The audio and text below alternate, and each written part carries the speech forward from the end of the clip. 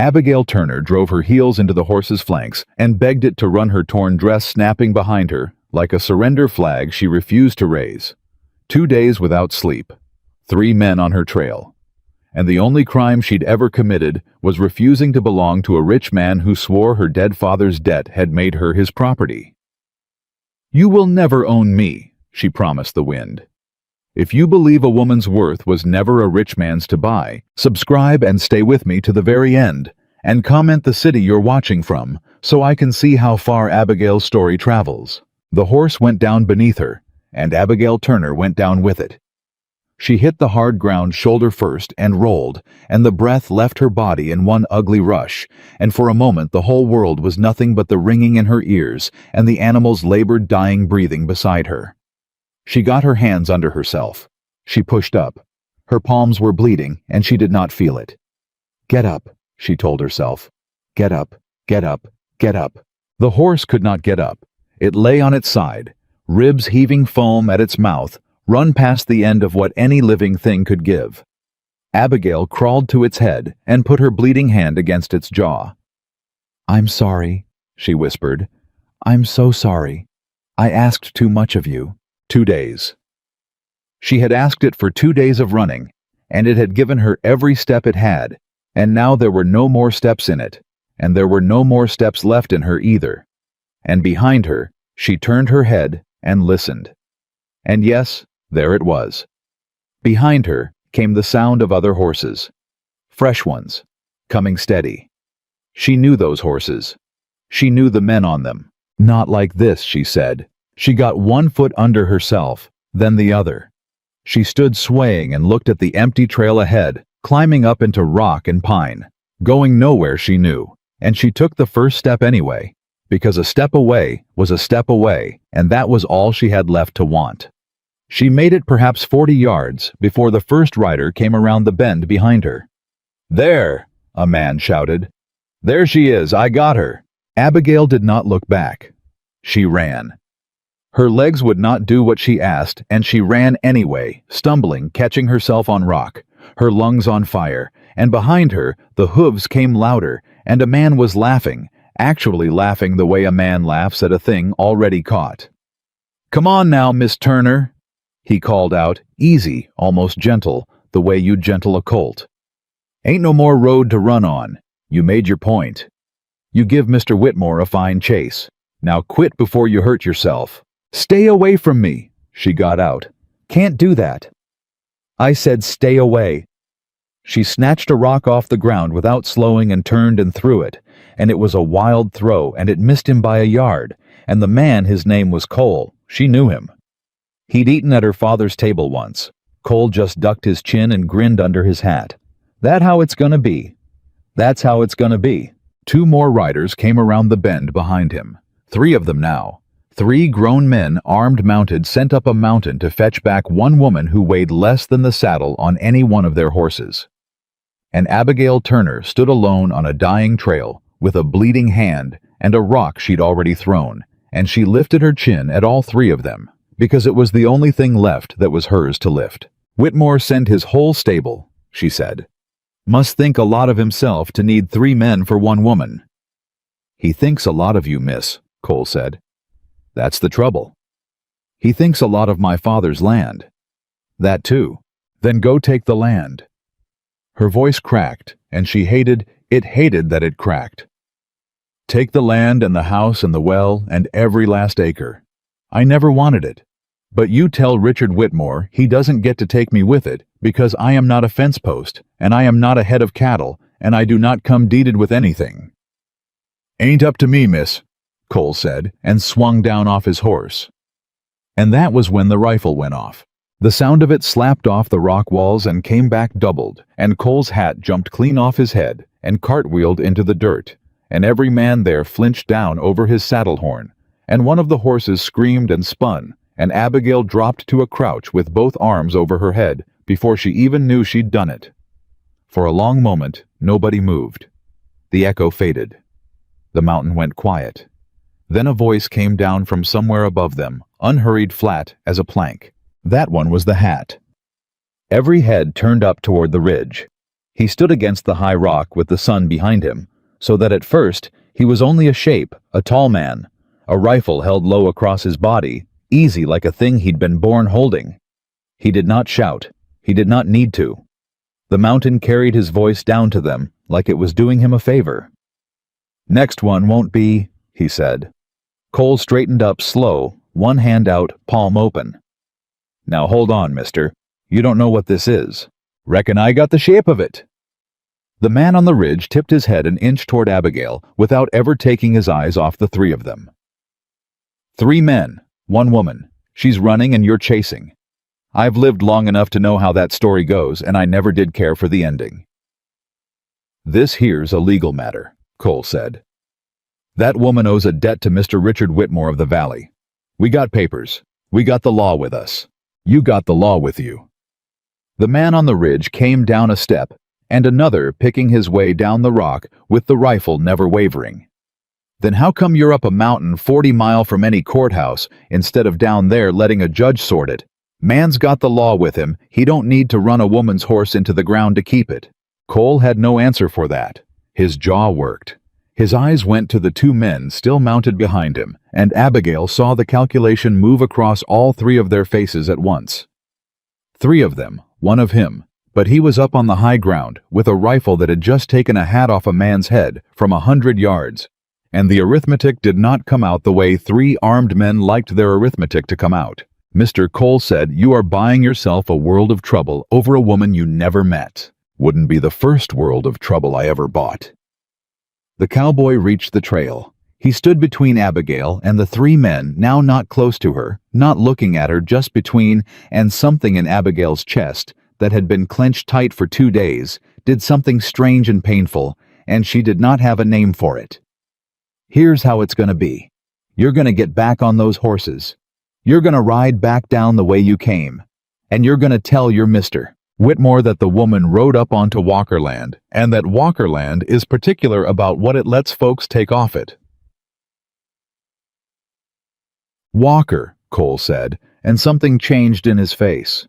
"You'd be Ethan Walker." "I would. I heard about you." Cole wet his lips. "They say you don't come down off this mountain but twice a year. They say you don't want nothing to do with nobody. They say right." Ethan Walker's voice did not change at all. "So you can imagine how bad my day's already going having to talk to 3 of you." One of the mounted men laughed before he could stop himself, and then swallowed it. "Ride down," Ethan said. "Last time I'll say it kindly." Abigail watched Cole weigh it. She watched him look at her, and there was something almost like regret in his eyes. He had eaten at her father's table. He had known her when she was a girl. And then she watched the regret lose to the fear of the rifle, which was the way it always went with men like Cole, who were not cruel exactly, only weak, only for hire, only doing what a rich man paid them to do. "This ain't over, Miss Turner," Cole said, and it came out almost apologetic. "Mr. Whitmore, he don't quit. You know that better than anybody.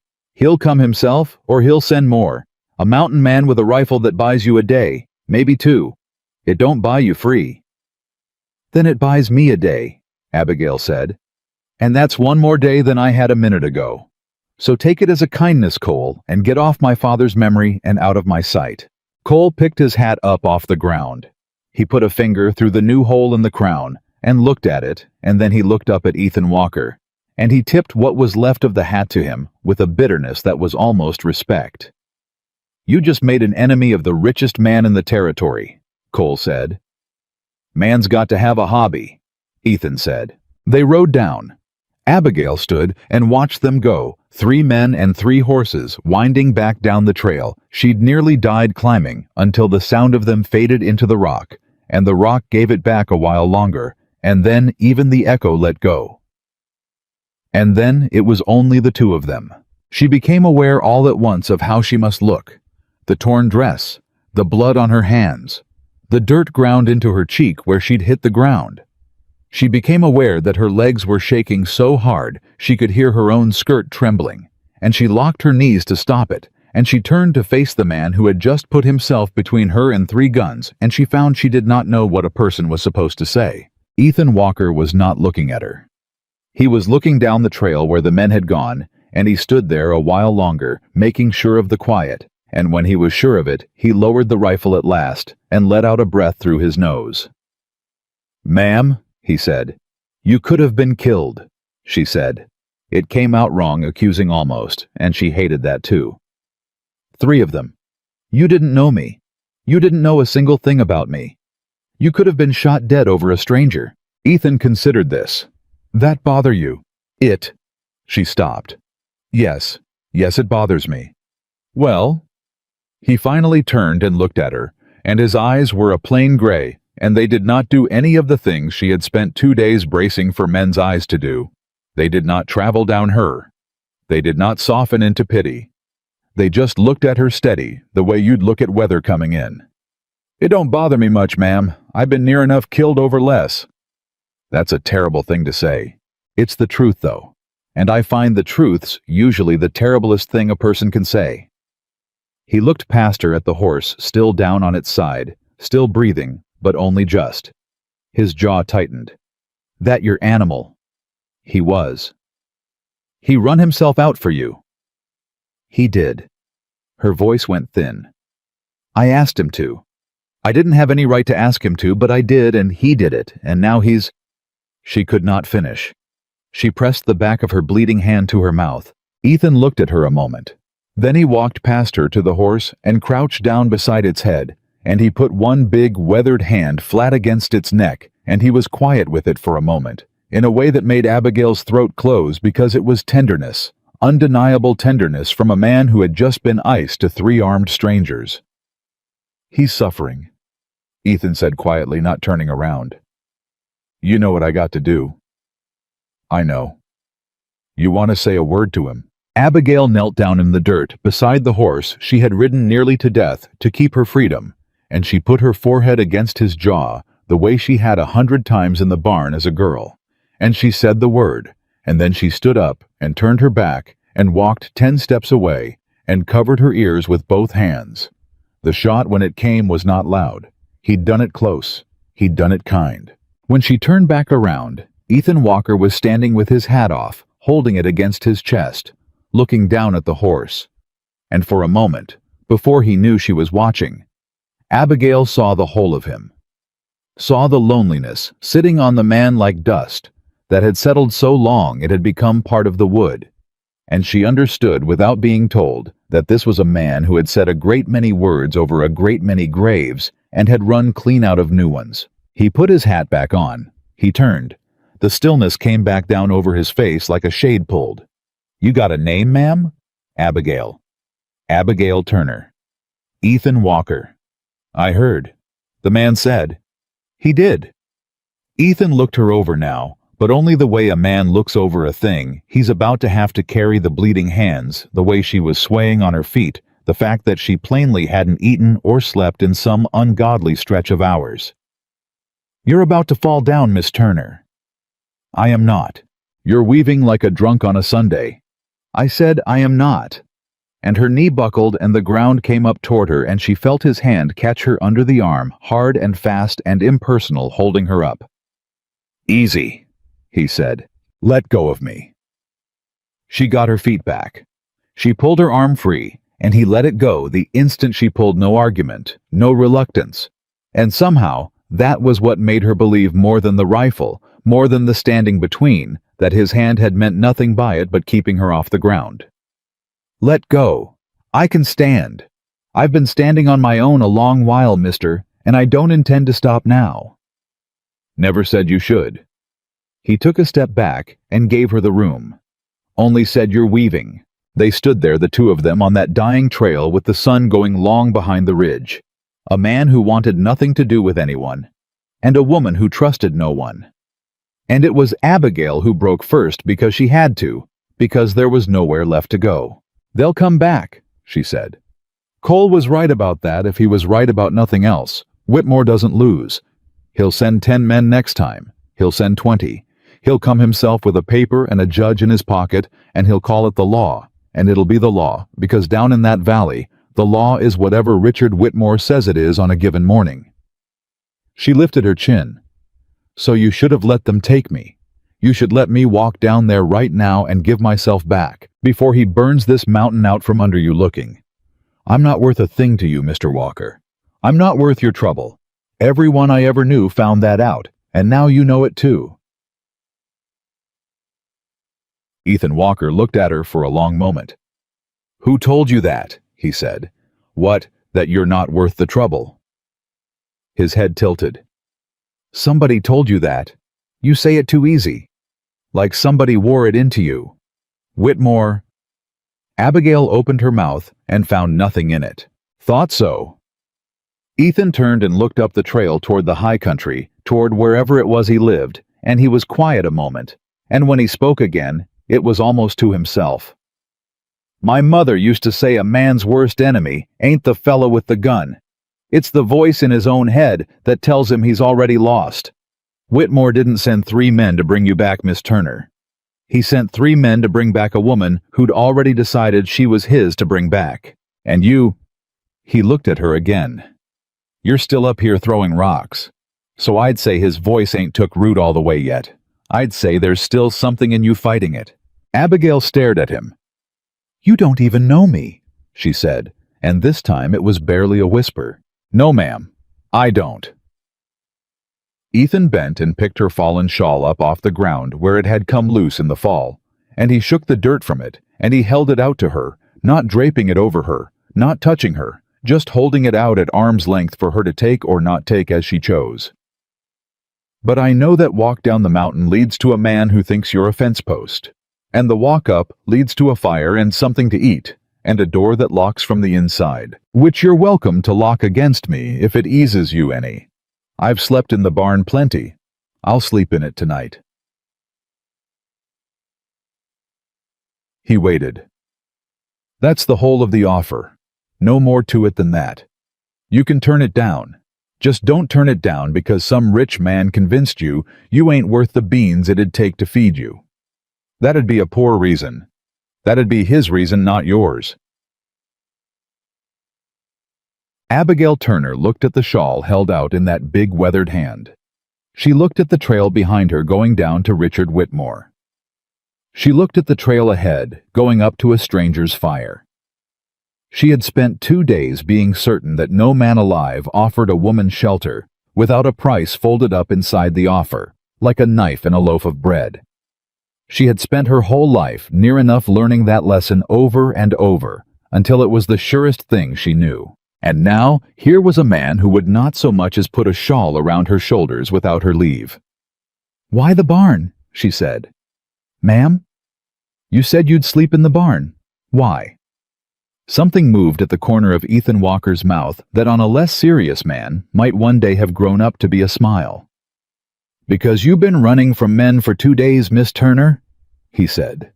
"Seems to me the least a stranger can do is not be one more thing between you and a locked door." Abigail reached out and took the shawl. Her fingers were shaking when she did it, and his did not so much as brush hers. And she pulled the wool around her shoulders, and it smelled of wood smoke and cedar and horse. And she was so tired and so hungry and so hollowed out by 2 days of pure animal fear that the simple ordinary human smell of it nearly took her legs out from under her all over again. "I don't trust you," she said. She needed him to know it. She needed to say it out loud so that whatever came next, he could not claim she'd been fooled. "I want that understood, Mr. Walker. I don't trust you, and I'm not going to, and I don't intend to owe you a single thing I can't repay. And the first moment I'm strong enough to walk out of here on my own, I'm going to do it. I've had my fill of being any man's obligation." "That's fair," Ethan said. "You're not going to argue." "No, ma'am. Men always argue." "Well." He turned and started up the trail, unhurried the rifle back across his body, and he spoke it over his shoulder without looking back to see if she followed. "Then I reckon you've been talking to the wrong men." And Abigail Turner, who had run 2 days from a man who called her his property, stood 1 moment longer on that trail, with a dead horse behind her and a stranger's shawl on her shoulders. Then she wrapped it tighter, and she lifted her chin, and she followed the mountain man up into the high country. Not because he'd saved her, for she'd have spat on the word saved, but because for the first time in longer than she could remember, Someone had handed her a thing and let her decide, all on her own, whether to take it. She caught up to him where the trail bent. "How far is it?" she asked. "Ways yet." You always answer a person with as few words as you can manage. When I can manage it. That's going to make for a long walk.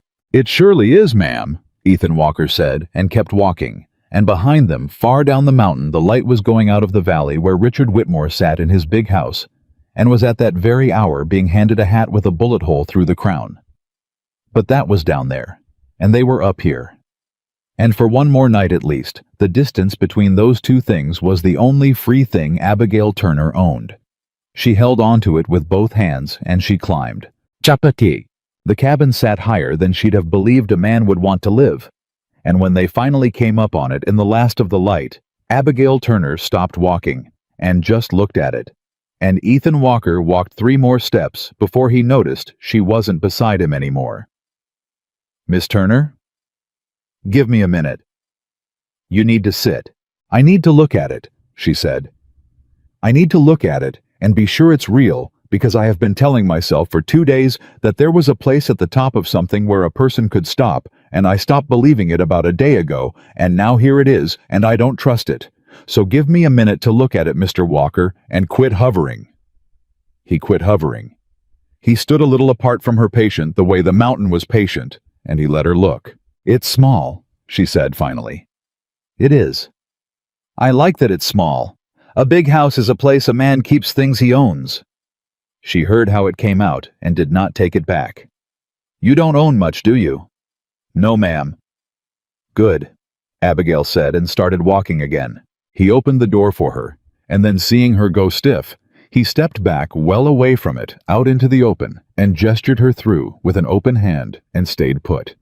Himself outside in the dark until she'd gone in ahead of him, and satisfied herself there was no one and nothing waiting. "Fire's laid," he said from the doorway. "You want I should light it, or you want to—" "Why would it matter which of us lights it? Because it's your night, not mine. I'll sleep in the barn. Told you that. So it seems to me, you ought to be the one decides how your night goes down to the fire." He waited. "But I can light it if you're too wore out. No shame either way." Abigail stood in the middle of the one small room and understood that the man was doing something she had no name for, something that had no shape. She recognized because every kindness she had ever been offered by a man had come with a hook in it, and she kept waiting to feel the hook, and it kept not being there. "Light it?" she said. "I'm too tired to kneel down." He came in, and he knelt at the hearth, and she stood as far from him as the small room allowed, and watched every move of his hands. He did not seem to mind being watched. He struck the fire and fed it, and stood, and the light came up gold across the low ceiling, and he stepped back from it toward the door. "There's cold biscuit, and there's beans, and there's coffee," he said. "It ain't much. I don't want your food." "All right. I mean it. I don't intend to eat a thing of yours I can't pay back." Ethan Walker looked at her a long moment. "Miss Turner," he said, "when's the last you ate?" She lifted her chin and did not answer, because the answer was 2 days, and the answer would give him something, and she had decided on the trail to give him nothing. "That's what I figured," he said. He crossed to the shelf and took down a plate, and he put the biscuit on it, and he ladled the beans, and he set the plate on the wooden table, and he stepped back all the way back to the door. "I'm not going to touch it," she said. "You can't make me touch it." "No, ma'am. Can't make you do a thing." He put his shoulder against the doorframe. "But I'll tell you a story while you don't touch it if you'll allow me, and it's a true one. When I first come up on this mountain, I had a mule and $40 and a whole lot of hate in me, and I got snowed in that first winter, and I run down to nothing, and a man come by. Trapper, old fella. He left a sack of meal on my step, and he never said a word, and he never came in, and he never asked me for the meal back, nor for thanks, nor for anything at all. And I ate it, and it kept me breathing till the thaw." He paused. "I looked for that man 3 years to pay him. Found out he'd died that same winter up in the high pass froze. Never got to pay him a thing."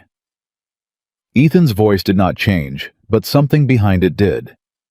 "So I stopped trying to pay men back for the wrong thing. What that trapper give me wasn't meal, Miss Turner. What he give me was, he didn't let me die alone up here believing nobody'd have crossed the road for me. That's a thing a person can't pay back. That's a thing you can only pass along." Abigail stood very still. "That's a pretty story," she said, and her voice was not steady. "Men tell pretty stories." "They do," Ethan agreed. "Most of 'em to get something. I'm telling you this one so you'll eat, and that's the only thing I want off it. And once you've ate, you won't owe me a solitary thing because I already got paid for that plate of beans 20 years back by a dead man in the snow. So you'd actually be doing me a discourtesy to refuse it." He tipped his head. "Now, you gonna make an old trapper's ghost feel like his meal went to waste." And Abigail Turner, who had sworn on that trail to give this man nothing, sat down slowly at the wooden table and picked up the biscuit, and something in her chest broke open a little and she ate. He did not watch her eat. That was the thing she would remember longest about that first night, longer than the fire or the food or the ache in her legs. He did not stand in the doorway and watch her eat like a man watching an animal he'd trapped. He turned his back and busied himself at the far wall with something that did not need busying with, and he gave her the mercy of eating unwatched, and she understood that he had known somehow, from the look of her, that being watched while she ate would shame her, and he had spared her it without being asked. She ate everything on the plate. She ate it too fast, and it hurt, and she ate it anyway. "There's more?" he said without turning around. "How did you know I wanted more?" "Because 2 days," Ethan said, "is 2 days." He filled the plate again. She ate that too slower this time. When she was done, she sat back and pressed her hand to her mouth because she thought for one horrible moment she was going to weep, and she would rather have been shot than weep in front of him. And he must have sensed it because he found a great deal of sudden work to do with the coffee pot and kept his back to her the whole while she got herself under control. "Mr. Walker?" "Ma'am." "Why are you being kind to me?" He was quiet a moment. Then he turned around and he leaned his shoulders back against the far wall and he looked at her across the little room in the firelight. "You want the true answer or the easy one?" "I've had my fill of easy answers. Men have been giving me easy answers my whole life." "All right." Ethan crossed his arms. "The true answer is I ain't being kind to you, Miss Turner. I'm being kind to somebody who ain't here anymore, and you happen to be standing where she'd have stood. That's the true answer, and it's an ugly one, and you asked for it, so there it is." The fire popped. Abigail did not move. "Who?" she said. "Don't matter who. It matters to me. You just told me I'm standing in a dead woman's place. That matters to me a great deal, Mr. Walker, and I'll thank you to tell me the whole of it before I lie down under this roof, because I'll not sleep in a house full of a ghost I don't know the name of." Ethan looked at her for a long, long moment, and something worked in his jaw, and Abigail thought he wouldn't answer, and then he did, and his voice when it came was flat and low and stripped of everything. "My wife," he said, "and my girl, my daughter. She was 6. The room went very quiet. "They didn't die of any sickness," Ethan said, because she had asked for the whole of it, and he was a man who once started gave the whole of it. "I want that clear. People up here, they hear a man lost his family, and they figure fever, or the birthing, or the winter. It wasn't any of that. There was a man down in the valley, not Whitmore. This was before Whitmore. Another one just like him. They grow out of that valley like weeds. There was a man wanted my land back when I had land. Good land, bottom land by the water. And I wouldn't sell. And he warned me. And I didn't listen because I was young and I was proud, and I figured a man's home was his own." His voice did not rise. That was the terrible part. It stayed flat as slate the whole way through. "So one night while I was gone to town for salt and nails, 3 of his men come by my place to remind me what happens to a man who won't sell. They only meant to burn the barn, I expect. I don't think they meant the house. I've told myself 1,000 nights they didn't mean the house." "Ethan?" She used his name for the first time and did not notice she'd done it. "My wife's name was Sarah," he said. "My daughter was Ruth. I come home to a fire and I dug in it with my bare hands till they had to pull me off, and there wasn't—" He stopped. He looked at the floor. There wasn't anybody to pull off the men who did it. Law wouldn't touch 'em. Rich man's men. Same as always. So I found 'em myself, the three of 'em over the space of a year, and I did what I did, and I ain't gonna tell you what it was. And then I come up this mountain to be as far as a man could get, from the kind of place where a rich man can send three fellas to a house in the night, and the law tips its hat to him afterward." He looked up at her. "And then 2 days ago, I hear horses on my trail, and I go out with my rifle to run off whatever it is, and I look down and I see 3 men chasing one woman up my mountain, and I tell you, Miss Turner, for a second there I wasn't standing on this ridge in the year 1879 at all. I was standing in front of my own burned house. So no, I ain't being kind to you. I'd be lying if I called it that. I saw 3 of Whitmore's men doing the exact thing that took everything I ever loved, and I couldn't watch it happen a second time, not if I had breath to stop it. That's the true answer. That's the whole ugly true answer, and now you got it." Abigail Turner sat at the table in the firelight and looked at the mountain man who had put himself between her and 3 guns, and she understood at last that he had not saved her at all. She had saved him, a little, from having to watch it happen again. "I'm sorry," she said, and meant it all the way down. "I'm sorry for Sarah. I'm sorry for Ruth." Ethan Walker flinched at the names in her mouth. It was the only time all night his face broke just for that half a second, and then it closed back up. "Long time ago," he said. "That's a lie, and you know it's a lie, and I know it's a lie, because I watched you take your hat off over a stranger's horse today, and I know grief when I see a man still living inside it." She stood up from the table. "It is not a long time ago. It's every single morning. I don't have a Sarah or a Ruth, Mr. Walker, but I had a father, and he's 3 weeks in the ground, and I promise you it is not a long time ago."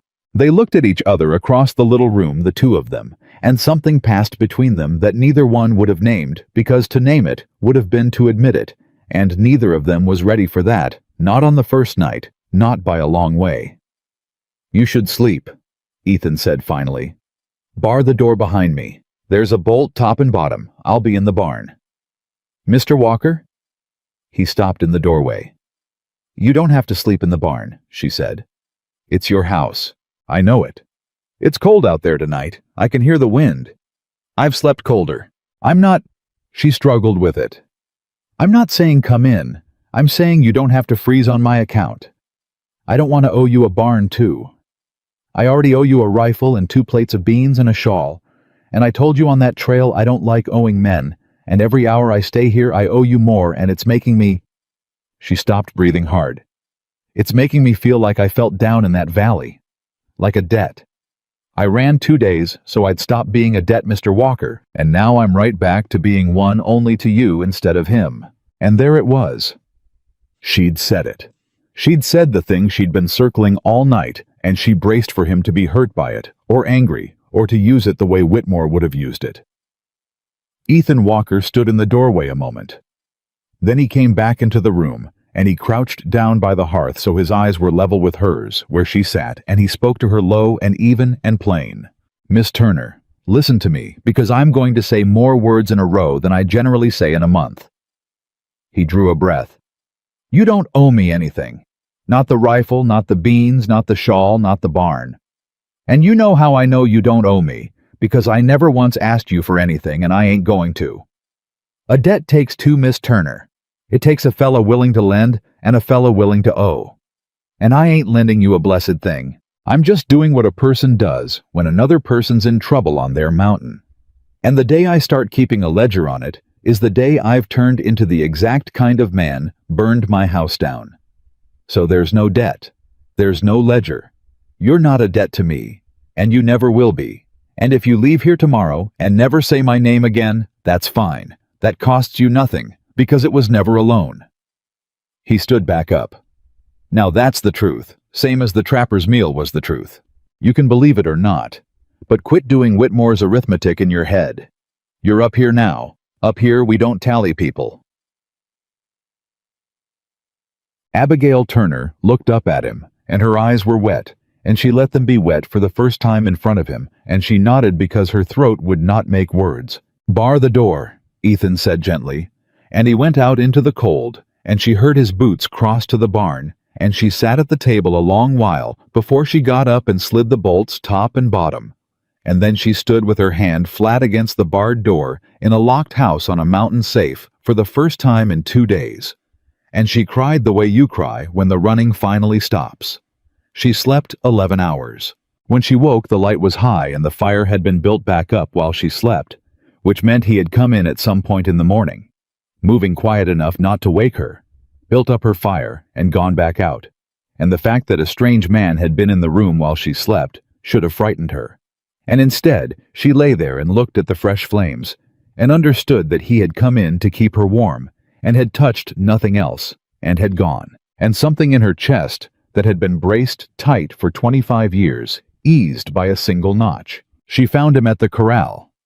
"You built up my fire," she said, "got cold toward dawn. You came into the house while I was sleeping."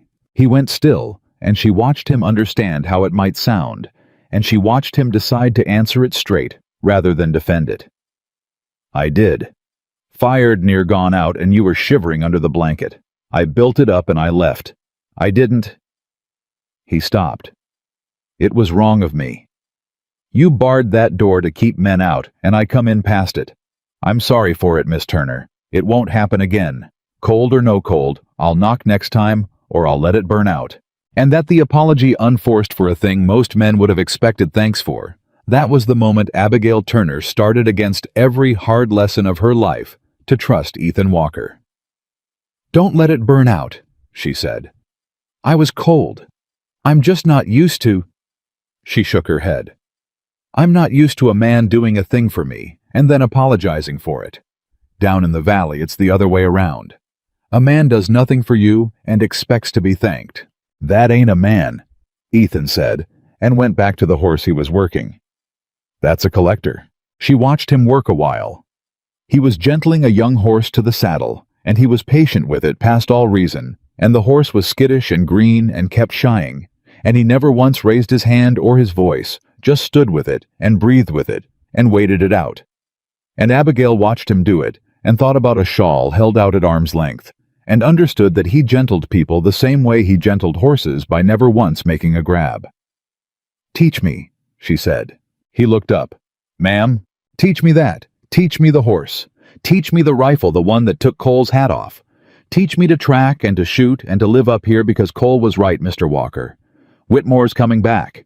He is coming back, and when he comes, I do not intend to be standing behind you like a fence post waiting to be defended. I intend to be standing beside you, knowing which end of the rifle points at the man." She lifted her chin.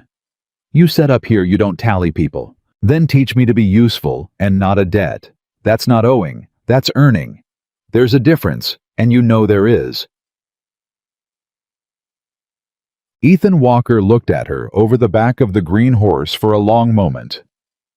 "Most folks come up this mountain," he said slowly. "They want down off it fast as they can. They're afraid of it. You're the first one ever asked me to teach 'em how to belong to it." "Well," Abigail crossed her arms, "I've got nowhere else to belong.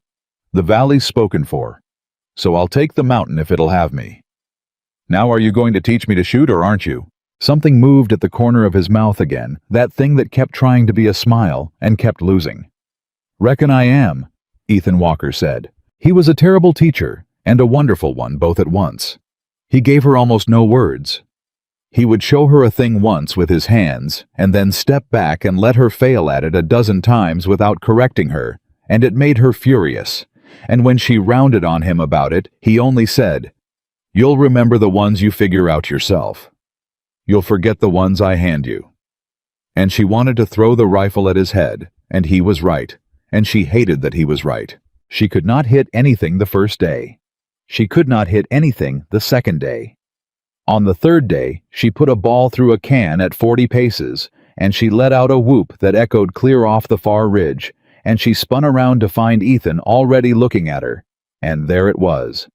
At last, the smile, the whole smile out in the open on his face for the first time, and it changed the whole shape of the man, took 20 years off him. And Abigail Turner stood there with a smoking rifle and looked at it and forgot entirely to be guarded. "There she is," Ethan said quietly. "Did you see that? Did you see I hit it clean? I saw it, ma'am." Give me another. I want another can. Easy killer. And he laughed a short, rusty, disused sound like a hinge that hadn't turned in years, and he seemed as startled by it as she was, and they both went quiet because the laugh had surprised them both, and neither one knew what to do with the fact that this stranger's laugh had made her chest go warm. The days went on like that. He taught her the rifle, and then the tracking, taught her to read a broken twig and a turned stone, and the way a bird lifts off wrong when men are moving below. He taught her to sit a horse the mountain way, low and easy, and she was already a fair rider, and got better fast, and he told her so, which from Ethan Walker was a torrent of praise. She learned to move quiet. She learned the trails, the 3 ways up to the cabin, and the one hidden way down that only he knew. She learned where the water was, and where the high blind was that could see the whole approach, and where a person could lie up for a day with a rifle and hold off more men than had any business being held off. And every evening they sat at the little table and ate, and every evening he told the door he'd be in the barn, and every evening she said less about it until the 7th night, when she didn't say anything about the barn at all, and neither did he. And he slept in the barn anyway, and it hung between them, the thing not said, and both of them lay awake feeling it 40 yards apart, and neither one crossed the distance, because the distance was the last safe thing, and neither one was ready yet to give it up. On the 9th day she found the little grave. She wasn't looking for it. She'd gone up past the corral after a strayed hen, and come on it in a clearing she'd never had reason to go to before. 2 graves side by side with river stones, set careful around them, and no markers, no names. Nothing but the stones and the care in how they were laid, and she knew at once whose they were, and she stood there with her hand at her mouth. And that was where Ethan found her when he came looking, and forgotten standing over Sarah and Ruth. "You weren't meant to see that," he said behind her, and his voice was rough. "I'm sorry. I wasn't the hen ran and It's all right." But it wasn't she could hear that it wasn't could hear a whole world of not all right in his voice. "Come away from it, Miss Turner." "Why aren't there names?" she asked, not moving. "Ethan, why aren't there any names on them?" And Ethan Walker was quiet a long moment, and then he said the thing that broke her heart clean in two, said it low and ashamed like a confession. "Because I couldn't," he said. "I couldn't carve the names. I'd start, and my hand wouldn't do it. 5 years I've meant to carve those names, and every time I set the chisel to the stone His voice cracked, actually cracked the ice of him splitting straight down the middle. "A man ought to be able to carve his own child's name, and I can't. 5 years and I can't. What kind of a father can't even—" "Stop," Abigail said, and she turned and she did the thing she had sworn she would never do with a man. She closed the distance, she crossed it all at once, and she took his big weathered hand in both of hers, the hand that had dug in the fire, the hand that couldn't carve the names, and she held it. "Stop it. Stop that right now. Listen to me. It is not that you don't love them enough to carve it. It's that you love them too much to bear it. Those are not the same thing, Ethan Walker. They are not the same thing at all, and you have had them backward for 5 years, and it has been eating you alive." He looked down at his hand in hers. He did not pull it away. "I'll do it," she said. "When you're ready. Not today, but someday when you're ready you tell me, and I'll set the chisel, and you put your hand over mine, and we'll do it together. And you won't have to bear it alone, because that's the whole trouble, Ethan. You've been trying to bear every last thing alone up here for 5 years. Like being alone with it is some kind of penance you owe them. It isn't. They wouldn't want it.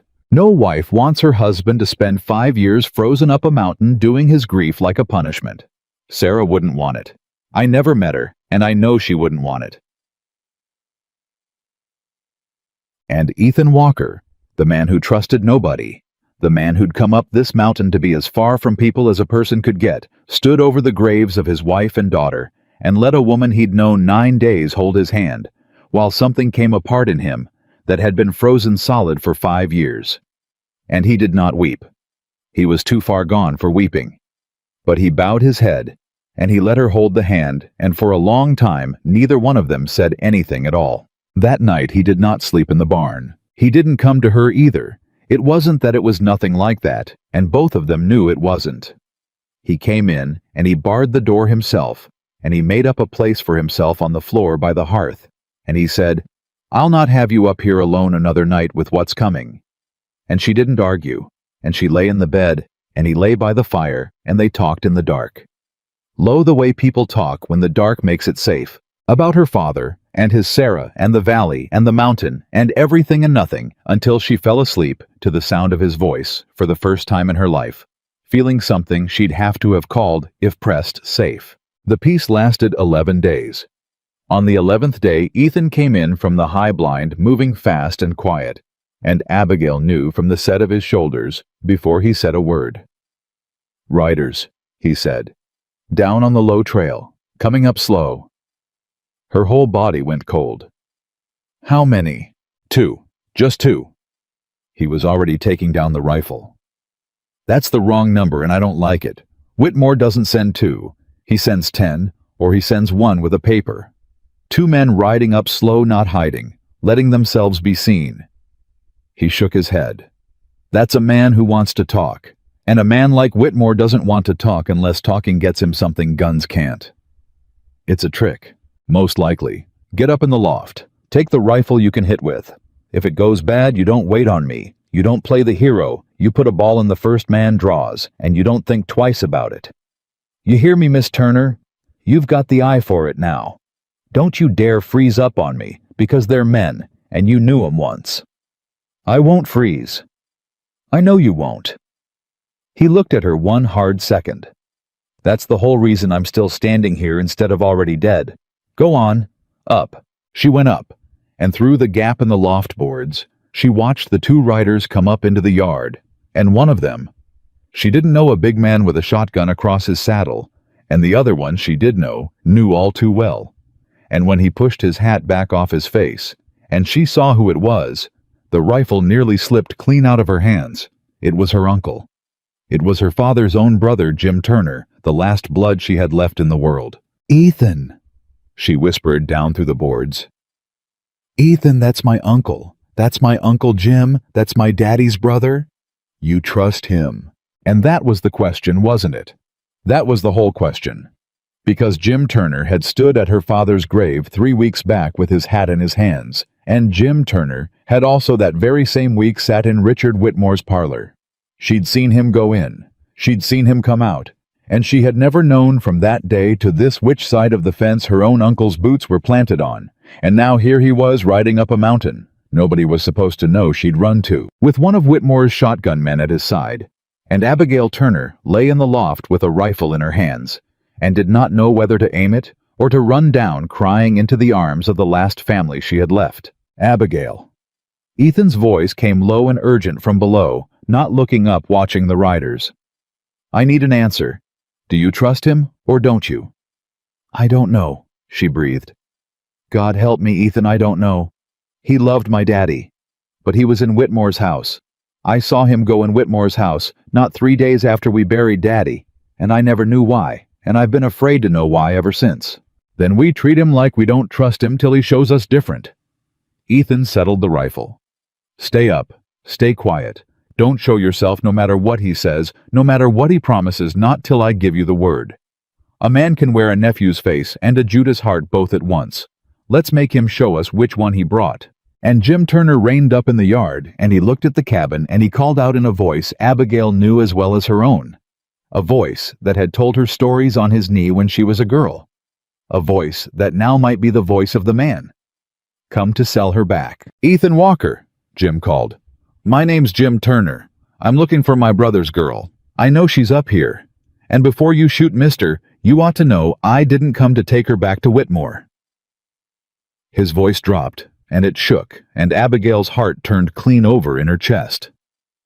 "I come to warn her. I come to tell her what he's planning.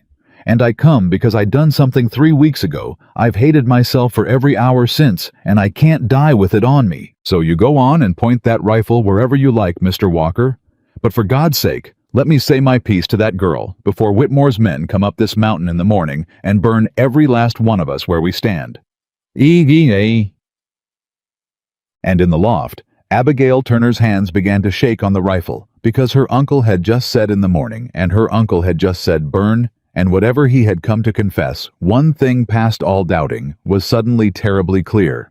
They were out of time. "Don't move," Ethan said low, not to the men in the yard, but up through the boards to her. "Not yet." "He said morning, Ethan. He said they'll burn us in the morning." "I heard what he said. That's exactly why you don't move. A man wanting to lure you down says I come to warn you. Stay put and let's see. Does the warning cost him anything?" He raised his voice toward the yard, and it came out flat and cold, and gave nothing away. "That's a long speech, Turner. Man riding up with Whitmore's shotgun at his elbow generally is full of long speeches." Jim Turner turned and looked at the big man beside him like he'd forgotten he was there, and something crossed the uncle's face that Abigail could read even from the loft: disgust and fear and a kind of sick resolve. "His name's Dobbs," Jim said. "Whitmore sent him to make sure I only did the one job and didn't do no other. He thinks I'm up here to sweet-talk my niece down off the mountain so his men don't have to dig her out of the rocks. That's what Whitmore thinks. That's the job I took." His jaw worked. "It ain't the job I'm doing." "That's so," said Dobbs, and his hand drifted toward the shotgun. "Because it sounded to me just now, Turner, like you is fixing to—" Jim Turner shot him. It happened so fast that Abigail did not understand she'd seen it until it was already done. One instant, Dobbs' hand was drifting toward the shotgun, and the next, Jim's pistol was out, and the shot cracked across the yard, and Dobbs went sideways off his horse and hit the ground and did not get up, and the horses shied and screamed, and Jim Turner sat there with the smoking pistol in his hand and his shoulders shaking, staring down at the dead man, like he couldn't believe his own arm had done it. "There," he said, and his voice broke all to pieces. "There, now I can't go back. Now it's done. Now I done killed one of his men, and there ain't no road back down to Whitmore for me, so you'll believe me. Ethan Walker, you'll have to believe me now, because a man that's throwing in with you don't shoot his own escort dead in your yard unless he means it." "Abigail," Ethan said quietly, "come down." She came down the ladder so fast she near fell, and she ran across the yard, and Jim Turner got off his horse and caught her, and the last of her family folded her up in his arms, and she felt him shaking, felt the old man shaking like a leaf against her, and she pulled back to look at his face, and it was wet. "Uncle Jim, I sold you," he said. It came out of him all at once, the whole rotten thing, the way a wound bleeds once you finally pull the rag off it. "That's what I done in Whitmore's parlor 3 weeks back, girl.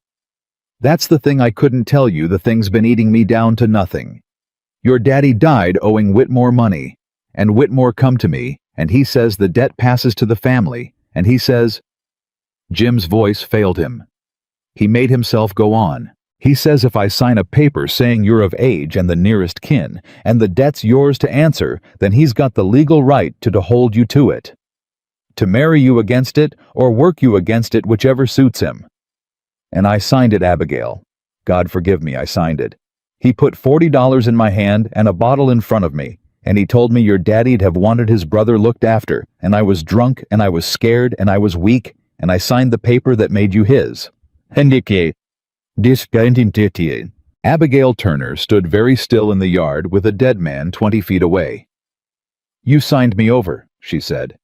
"I did. To Whitmore, your own brother's child. I did, Abby. I did it, and there ain't a thing I can say to make it less than what it is." The tears ran down into the gray stubble on his jaw, and he didn't wipe them. "But I couldn't live with it. I tried to. I told myself he'd marry you decent, that you'd be rich, that it weren't so bad. And then I heard how he was talking about you down at his place. Heard him tell his men you were a filly needed breaking. Heard him laugh about it. And I knew. I knew right then I'd sold my brother's girl to a man who was going to break her like a horse and enjoy the doing of it, and I couldn't." He pressed the heel of his hand to his mouth. "So I come up here to burn that paper. To warn you what's coming. And to stand with you when it does, if you'll have me, though God knows I got no right to ask it." "The paper," Ethan said. He'd come down off the porch, rifle still in hand, and he stood a little apart, and his voice cut through the old man's grief like a cold blade. Where's the paper now, Turner? Whitmore's got the original, locked in his safe. Then your burning it up here don't matter a damn. No, Jim admitted. It don't, not the paper itself. And then his wet eyes came up and something hard and desperate came into them, and he said the thing that changed everything. But I know what's in his safe, Mr. Walker. I signed that paper in his study, and I saw the safe standing open, and I saw what else was in it, and I've thought about nothing else for 3 weeks. Whitmore's got papers on half this valley. Debt papers, deed papers, papers he forced and papers he forged, and papers he got men to sign drunk same as me. He stole this whole valley one signature at a time, and it's all sitting in that one safe, and if a body could get it out and get it to a federal marshal instead of the bought judge down here. Jim's voice dropped to almost nothing. Then it ain't just Abby he loses, it's everything. Every acre, every soul he's got his hooks in. The whole valley walks free at once. Silence hung in the yard. That's a lot of maybe, Ethan said finally. It's the only maybe there is. Jim wiped his face at last with the back of his hand. Because you can hold this mountain a day. Walker maybe too. I don't doubt it. Everyone in the valley's heard about the man on the ridge, takes a hat off at 100 yards. But he's coming with 20 men and a bought judge, and a paper says the girl's his by law, and when he's done, there'll be a report filed, says a fugitive debtor, and the outlaw harboring her got themselves killed resisting lawful arrest, and that'll be the end of it, and it'll be legal, and there ain't a rifle on God's earth can shoot a hole in legal. The only way you beat a man who owns the law, and here the old drunk who'd sold his own blood said the truest thing he'd ever said in his life, is you take the law away from him. Abigail looked at Ethan. Ethan looked at the dead man in the yard, and at the 2 horses, and at the low trail winding down toward the valley, and she watched him do the arithmetic, the cold, fast arithmetic of a man who'd buried his family, and knew exactly what a rich man's paper could do to a house in the night. When? Ethan said. You said morning. How do you know morning? Because I was to send a rider down tonight, Jim said. That was the plan. I sweet-talk Abby. I send Dobbs back down with word she's coming peaceable and Whitmore holds his men. But Dobbs ain't riding down nowhere now. He looked at the body. So when no word comes tonight, Whitmore's going to know the sweet-talk failed, and he'll move at first light. That's his way. He don't like the dark for this kind of work. He likes the neighbors to see it done in daylight, so they learn the lesson. First light Walker. We got till first light. Then we don't wait for him, Ethan said. Abigail's head came around. What? You heard the man. He comes at first light with 20 guns and a paper. We sit up here, we die legal. But right now? Ethan looked down the mountain, and something kindled in him that Abigail had never seen a cold, live thing that had been buried under 5 years of frost. Right now, Whitmore thinks his plan's still working. He thinks his man's up here sweet-talking. He thinks come morning I hand you over or he takes you. What he does not think, not for 1 minute, is that anybody's fool enough to ride down off this mountain tonight and walk into his house while he sleeps. You can't be serious, Jim said. Walk into Whitmore's own house. His safe's in his study. You said it's standing open once. You know the house. I know the house, but he's got men on it. He's got men watching the road up the mountain, Ethan said. Because that's where he thinks the trouble is. He's looking up here. He ain't looking at his own parlor. He turned to Abigail, and there was a question in it, a real one, the realest he'd ever put to her. It'd be 3 of us. An old man carrying a guilt. He can't put down a mountain hermit who ain't been off this ridge in years, and a woman he's spent 3 weeks calling a filly to be broke.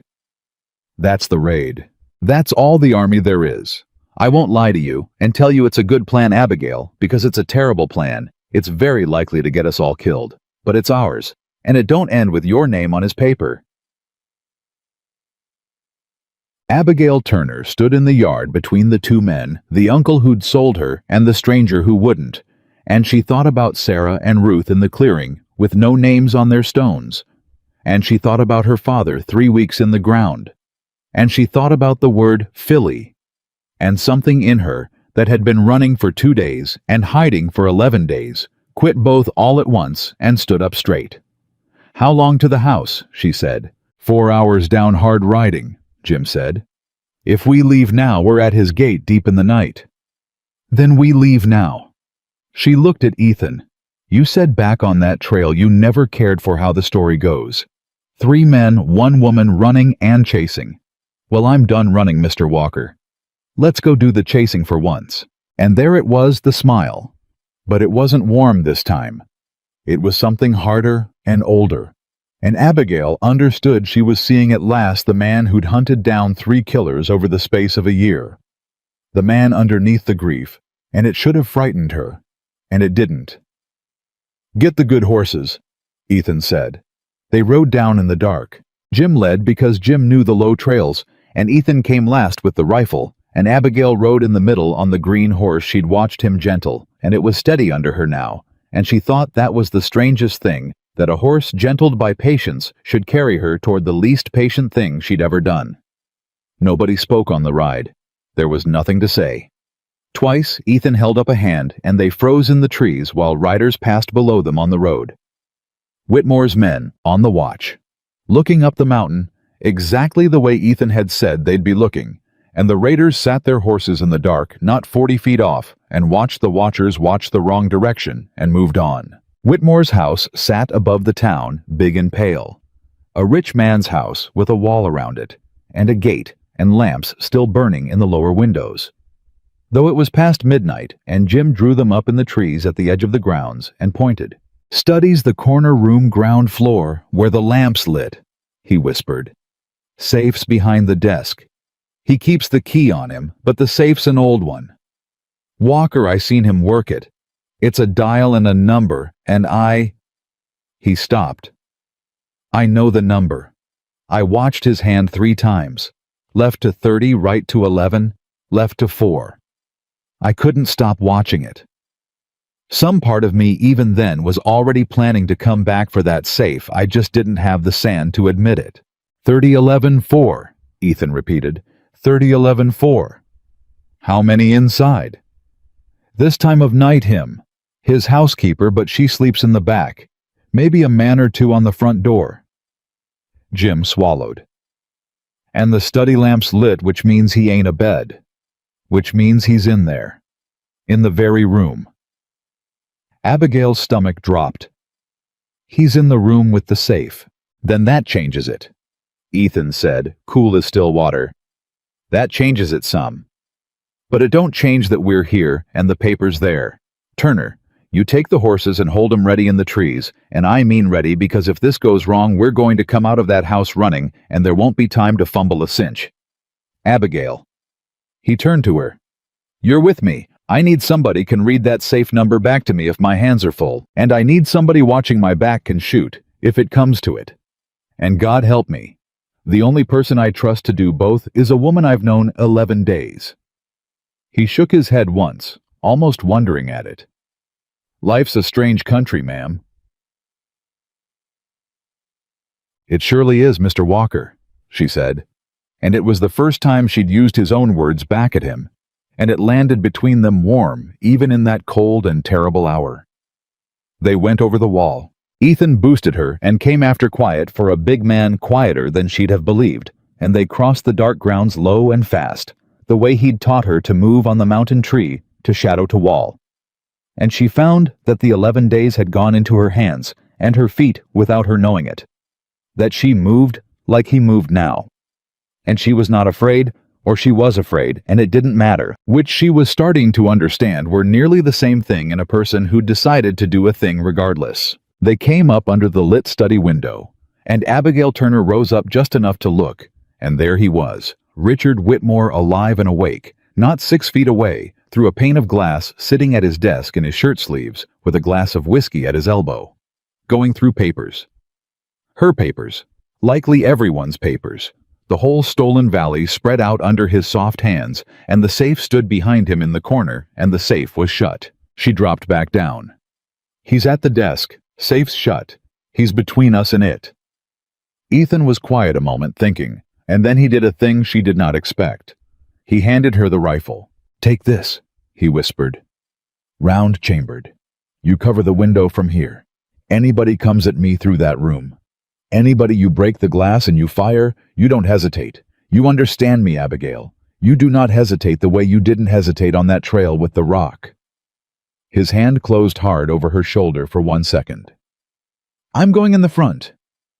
"The front? Ethan, there's men on the front. There's maybe 2 men on the front, and I aim to walk up to 'em like I own the place." He was already pulling something from his coat, a folded paper of his own, and she saw it and did not understand it. "Whitmore ain't the only man in this territory can wave a paper, Miss Turner. This here's the deed to my mountain, 20 years old government seal on it, and in the dark to a couple of hired men.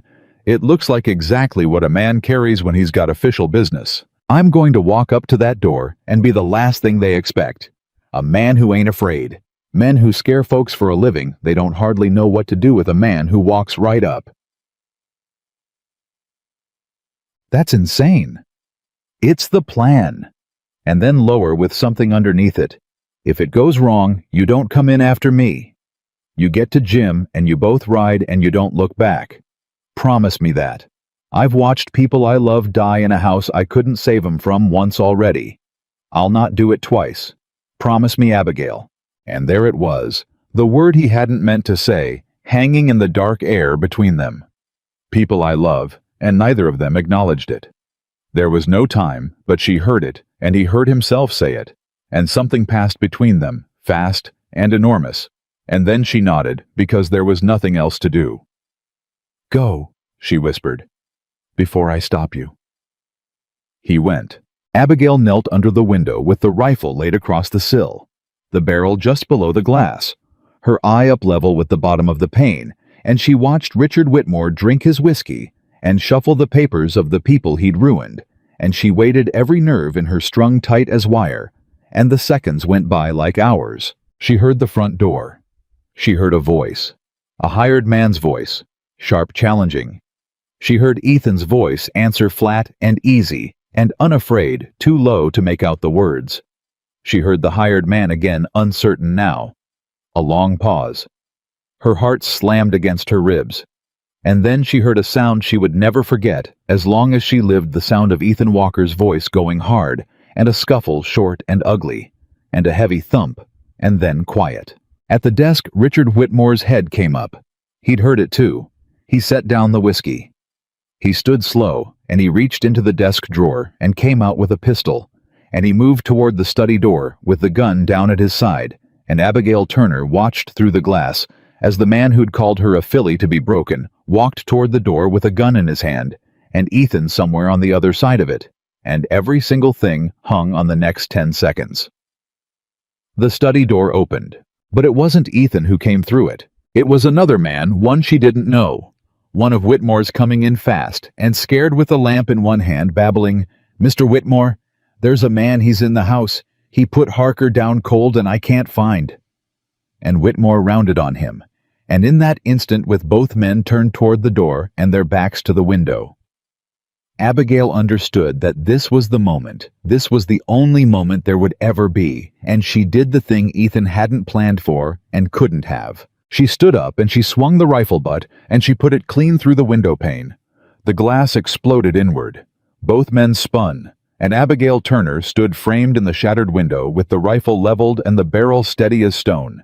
And she looked Richard Whitmore in the eye for the first time since the day he'd told a whole town she belonged to a debt, and her voice did not shake at all. "Drop it, Richard," she said. "Drop it, or I swear before God I'll show you exactly how well your fillies learned to shoot." For one frozen instant, nobody in that room moved. Then Whitmore smiled that soft, awful, certain smile of a man who had never once in his life believed a woman would truly pull a trigger, and he started to raise the pistol. And Abigail's finger tightened on the trigger, and behind him the study door crashed fully open, and Ethan Walker filled it with blood on his face, and murder in his eyes, and his own gun coming up, and both of them, the woman at the window and the man in the door, had the drop on Richard Whitmore at the exact same instant from two directions at once, and Whitmore froze the pistol, half raised, caught dead between them, and for the first time in the whole rotten span of his life, the richest man in the territory, understood that he was not going to win. "Put it down, Whitmore," Ethan said, and the blood ran down his temple and dripped off his jaw, and he did not so much as blink. "You got a woman's rifle on you from one side and my pistol from the other, and I have wanted an excuse to end you since the day I heard your name. So please, give me one." Whitmore's smile held 1 second longer. Then it cracked, and the pistol lowered, and it dropped from his fingers to the rug with a soft, heavy sound, and the man with the lamp went white and set the lamp down so slow it might have been a thing made of glass. "There now," Whitmore said, and even beaten his voice was smooth. Oiled a rich man's voice that had never once in its life been told no and made to hear it. "There's no call for anyone to get hurt. Let's all of us be reasonable. I'm a reasonable man." "You're a dead man who ain't fell down yet," Ethan said. "Abigail, the safe." She climbed through the broken window glass, crunching under her boots, and she kept the rifle on Whitmore the whole way, and she crossed to the safe in the corner and knelt in front of the dial, and her hands were shaking now that the doing of it was here. 30, she said aloud to steady herself. Left to 30. The dial turned. Right to 11. It turned. Left to 4. She pulled the handle. It didn't move. "It won't open." Her voice climbed. "Ethan, it won't. The number's wrong. It won't turn." "He changed it," Ethan said, and his gun came up level with Whitmore's face. "Didn't you? You changed the number." And Richard Whitmore did the thing that told Abigail exactly what kind of man she'd run from. He laughed. Bleeding stranger's gun in his face, his whole empire hanging on a dial, and Richard Whitmore laughed at them, soft and pitying. "Of course I changed it," he said. "I change it every week. You people, you truly believed old Jim Turner's stolen number would just—" He shook his head with something like fondness. "You came all this way. You climbed my wall, and you cannot open the box." "Then you'll open it," Ethan said. "Now why?" said Whitmore. "Would I do that?" Ethan took one step closer and pressed the barrel to the soft center of the man's forehead, and his voice dropped to almost nothing. And it was the most frightening thing Abigail had ever heard, because there was no anger left in it at all, only a terrible flat certainty. "Because I already buried the family that a man like you took from me once," Ethan said. "And a man who's already had the worst thing happen to him ain't got the thing you're counting on, Whitmore. He ain't got fear. You've spent your whole life running this valley on other men's fear, and you're standing in front of the one man left in the territory that hasn't got any. So I'll ask you kindly one time, and then I'll stop asking. Open the box." Something in Whitmore's face changed. For the first time, the smoothness slipped, and underneath it, Abigail saw what was really there. And it was not strength. It had never been strength. It was only a small, frightened, greedy man who had bought enough guns and enough judges to hide the smallness from everyone, including himself. And now the guns and the judges were 4 hours up a mountain, looking the wrong way, and there was nothing between Richard Whitmore and the barrel of a gun but the truth of what he'd always been. He opened the box. His hands shook doing it. He knelt where Abigail had knelt, and he spun the dial a different number. She watched his fingers a longer one, and the handle turned, and the door swung open, and inside, stacked and bundled and tied with string, was the stolen valley. Deeds. Debt papers. Mortgages forced and forged. A whole county's worth of ruined families reduced to paper in a rich man's safe. Abigail reached past him and pulled it all out in armfuls, and she found her own name near the top. Found the paper her uncle had signed, drunk and ashamed, 3 weeks ago, found Abigail Turner in Jim's shaky hand, under words that made her a thing to be owned, and she held it up in front of Whitmore's face. "This one," she said. "You wrote this one. You put my uncle's grief and $40 together, and you made this. You told a whole town I belonged to a debt." Her voice shook, not with fear now, but with something hotter. "Do you know what it is, Richard, to have every soul you ever knew look at you like your property, to watch them decide? It's easier to believe a rich man than to stand up for you. I ran 2 days. My horse died under me, and the whole time the very worst part, the part that near killed me, it wasn't the men chasing. It was that some little voice in me had started to believe you. Had started to think maybe I was what you all said I was." Whitmore looked up at her from his knees. You were, he said softly. You are. That paper's real, girl. Signed and witnessed. You can carry it up a mountain, you can wave it in my face, but it's legal, and legal doesn't care what you feel about it. Abigail Turner tore it in half. She tore it in half, and then in quarters, and she let the pieces fall on Richard Whitmore's bowed head, like the first snow of a winter he was never going to see the end of, and she said, "There. Now it's as real as everything else you ever told me." And she turned her back on him, which was the greatest violence she could have done him, to simply turn her back like he was nothing and gather the rest of the papers to her chest. "Ethan, I've got them. I've got all of them. Then we ride." He hauled Whitmore up by the collar. "You're coming too. I misspoke earlier. You don't get to die tonight. Dying's easy, and you ain't earned easy. You're going to stand in front of a federal marshal with all your neighbors watching, and you're going to hear every deed you stole read out loud. That's worse than a bullet for a man like you, and I aim for you to have the worst thing." They went out the front, all of it happening fast now. Whitmore stumbling ahead with Ethan's gun in his back, past the hired man Ethan had put down in the hall, who was groaning and coming to and out into the dark grounds, and Jim Turner rose up out of the trees with the horses, and saw his niece alive, with her arms full of paper, and made a sound that wasn't quite a word. "You got it," Jim breathed. "My God, you got it out." "We got it, Uncle Jim. Now which way to the marshal? You said a federal one. Where?" "Bozeman. There's a federal man in Bozeman, honest one. Whitmore's reach don't stretch that far. It's a day's ride north." "Then that's where we ride," Ethan said. "And we ride now before his men on the mountain figure out nobody's sweet-talking anybody and come back down." He shoved Whitmore toward a horse. "Mount up. And Turner, if this old dog tries to bolt you, shoot him in the leg. He needs his mouth for the marshal, not his legs." They rode through the last of the night and into a gray dawn north away from the valley and the mountain, both 4 riders and a whole county's stolen freedom bundled in a saddlebag, and Richard Whitmore rode in the middle of them silent. Now his smoothness gone, a small man in his shirt sleeves, who had finally run out of guns to hide behind. And Abigail rode close to Ethan, and somewhere in that long ride in the gray light, she looked over at him with the blood dried on his face, and understood that she was not afraid of what came next, not the marshal, not the trial, not any of it, and that this absence of fear was the thing he'd been trying to give her since the trail, when he'd told her Whitmore had only sent men to fetch a woman who'd already decided she was his to fetch. She wasn't that woman's anymore. She wondered if she ever really had been. The federal marshal in Bozeman was a lean old man named Hollis, with a white mustache and eyes that had seen every kind of lie, and he did not want to believe them at first. 3 ragged mountain people, and a rich man in his shirt sleeves, and then Abigail put the papers on his desk. Deed after deed after deed. And Hollis went through them slow, and his face changed as he went from doubt to attention to a cold, hard anger that Abigail recognized, because it was the same anger she'd carried up a mountain. "These are forced," Hollis said. "Half these signatures are made under duress, and this one," he held up a deed, "this one's outright forged. I've seen this poor devil's real hand on a land grant not 6 months back, and this ain't it." He looked up at Whitmore over the papers. "You've been busy, Mr. Whitmore."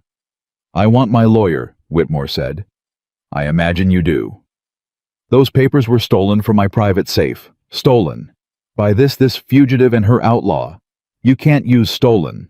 "I can hold you on what my own eyes tell me is forgery," Hollis said. "And I can send federal riders down to that valley to ask 100 families whether they signed these of their free will, and I have got a real strong feeling about what they're going to say." He stood. "You're going to sit in my jail, Mr. Whitmore, while I do exactly that. And I'll tell you something for nothing, since you're so fond of telling folks what they are." The old marshal leaned across the desk. A man's power in this territory was never his money nor his guns. It was that everybody around him agreed to be afraid, and the second even one of them stops. He nodded at Abigail. "The second one ragged girl climbs down off a mountain and puts your own papers on my desk. It turns out you were never anything but a man. Just a small, ordinary, frightened man. Take him. Take him." They took him. And Richard Whitmore, who had told a whole town that Abigail Turner belonged to a debt, was led away in his shirt sleeves to a federal cell, and he did not look smooth. And he did not look powerful. And he did not look at Abigail at all, because he could not. It took 3 weeks for the whole of it to come down. Federal riders went into the valley, and the marshal was right about what the families would say. And one by one, the ruined people of that county came forward, timid at first, and then in a flood, once they understood that the man they'd been afraid of was in a cell, a day's ride north, and could not reach them. Deeds were restored.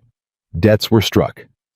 Whitmore's bought judge when the federal men came asking folded like wet paper, and gave up half a decade of dirty rulings to save his own skin. The valley, one signature at a time, came back to the people it had been stolen from. And Abigail Turner, who had ridden out of that valley 2 days ahead of 3 men, with her horse dying under her, rode back into it a month later at a walk in daylight, with her head up, and the same town that had watched her run, that had decided it was easier to believe a rich man came out into the road to look at her. She stopped her horse in the middle of them. She didn't say anything for a moment. She just looked at them, the people who'd let it happen, and she watched them not be able to meet her eye, and there was a hardness in her that had every right to be there. It was Ethan beside her who spoke low just for her. You could say a hard thing to 'em right now and they'd deserve it. Every word. Or, he paused. You could say the thing that makes you different from the man in the cell. Your choice, Abigail. Always was your choice. That's the whole point of all of it. And Abigail Turner looked down at the faces of the people who'd failed her, and she thought about a stranger on a ridge who'd chosen to put himself between her and 3 guns for no reason, but that it was right, and she made her choice. I'm not angry at you, she said to the town, and found as she said it that it was becoming true. I was, but I climbed a mountain, and I met a man who taught me the difference between what a person's told they are and what they choose to be. And you were told to be afraid. That's all. A rich man told you to be afraid, and you were. And I understand it now because I was afraid too. I believed him about myself for a while, same as you believed him about me. She looked at them. So I'm not going to stand here and be your judge. I've had my fill of men who owned this valley by making everybody feel small. I won't be one more. Go home, take back your land, and the next time a rich man tells you a person belongs to a debt. Her voice rang out clear over the whole silent street. You remember a girl rode down off a mountain and proved him a liar. That's all I ask. Just remember it. And a strange thing happened in that street. An old woman near the front began to cry, and then a man took off his hat. And then one by one, all down the road, the people of that valley took off their hats to Abigail Turner, not because a rich man told them to, but because for the first time in years, somebody had shown them they didn't have to. That night, back on the mountain in the little cabin, Abigail and Ethan sat at the wooden table where she'd eaten 2 plates of beans a lifetime ago, and neither of them said much, because the biggest things don't need many words, and Ethan Walker had never used many to begin with. It's over, Abigail said finally. Whitmore, the valley, all of it. I keep waiting to feel I don't know, finished, and I don't. I feel like I'm just now starting something instead. Ethan turned his coffee cup in his big weathered hands. There's a thing I've been meaning to say, he said, and I've started it 100 times in my head, and it never comes out right, so I'm just going to say it wrong, and you'll have to forgive the wrongness. He looked up at her. When you rode up my mountain, I told you I wasn't being kind to you. I told you I was being kind to somebody who wasn't here anymore, and you were just standing where she'd have stood. You remember. I remember every word of that night, Ethan. Well? His jaw worked. It ain't true anymore. It might have been true that first night. It ain't been true for a while now, and I've known it, and I've been too much a coward to say it, which is a strange thing for a man to be about a thing like this after he faced down 20 guns without blinking. He set the cup down. I'm not being kind to a ghost when I look at you. I stopped seeing Sarah's shadow behind you a long time back. I see you, Abigail Turner, the woman who threw a rock at a mounted man and put a rifle butt through a rich man's window and tore his paper up on his own head and then rode into a town that failed her and gave them back their dignity when she had every right to take it away. His voice roughened. I see the whole of you, and I ain't seeing anybody else when I do it, and I don't want you standing where somebody else stood. I want you standing where you stand, as yourself, for as long as you'll do it. Abigail Turner sat very still. You told me on that trail, she said slowly, that Whitmore only wanted me because I'd already half decided I was his to want. And you were right. It was the truest thing anybody ever said to me. But there's a thing you never asked Ethan all these weeks, and I've wondered why. What's that? You never asked why I stayed, after I could shoot, after I could track and ride and live up here on my own, and I could have you know that you taught me too well not to know it. I could have gone anywhere, started over anywhere a month ago, and I didn't. I stayed on a mountain with a man who barely talks and sleeps in a barn to protect a locked door. She leaned forward. You never once asked me why. So I'll tell you since you finally worked up the nerve to say your piece. I stayed because you were the first person in my whole life who handed me a thing. A shawl, a plate of beans, a rifle, a choice, and then stepped back and let it be mine. You never once grabbed. Not once. And a woman who spent her whole life being grabbed at learns pretty quick that the one man who won't grab is the one worth walking toward on her own 2 feet.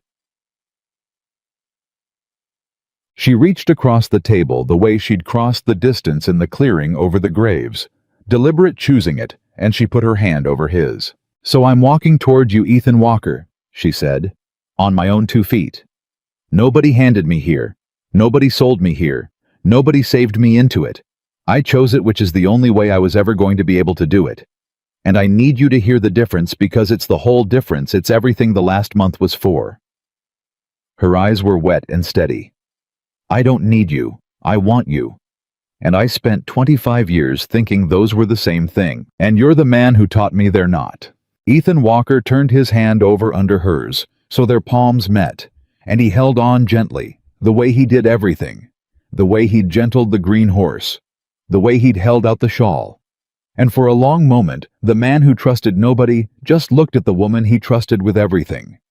And the fire burned low, and neither one of them needed to say the rest of it, because it had already been said in every plate of beans and every barred door and every arm's-length kindness of the last 30 days. There's a thing I've been meaning to ask you, too, Abigail said, and her voice went soft, and it went certain.